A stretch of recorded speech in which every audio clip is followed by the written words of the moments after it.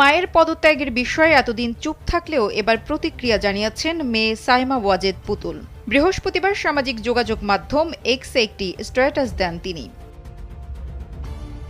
সাইমা ওয়াজেদের এই পোস্টকে ঘিরে ভারতীয় সংবাদ মাধ্যম এনডিটিভি একটি প্রতিবেদন প্রকাশ করেছে।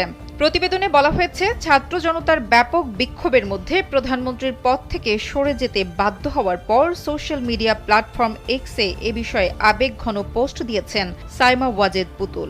তিনি বলেছেন, দেশে ব্যাপক অশান্তির মধ্যে ক্ষমতাচ্যুত হওয়ার পর তিনি তার মাকে দেখতে ও আলিঙ্গন করতে পারেননি। এছাড়া এই কঠিন সময়ে মাকে কাছে না পাওয়ায় তার হৃদয় ভেঙে গেছে।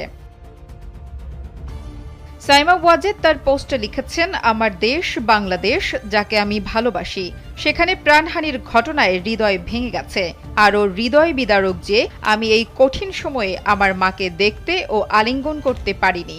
আমি আরডি হিসেবে আমার দায়িত্ব পালনের বিষয়ে প্রতিশ্রুতিবদ্ধ রয়েছি। এর আগে চাকরির কোটা নিয়ে কয়েক সপ্তাহব্যাপী বিক্ষোভে ৪০০ জনেরও বেশি লোক নিহত হওয়ার পর গত সোমবার ৭৬ বছর বয়সী শেখ হাসিনা প্রধানমন্ত্রীর পদ থেকে পদত্যাগ করতে বাধ্য হন। বাংলাদেশ সেনাবাহিনী তাকে ক্ষমতা ছাড়তে ৪৫ মিনিটের আলটিমেটাম দেওয়ার পর তিনি ঢাকা থেকে পালিয়ে ভারত চলে যান।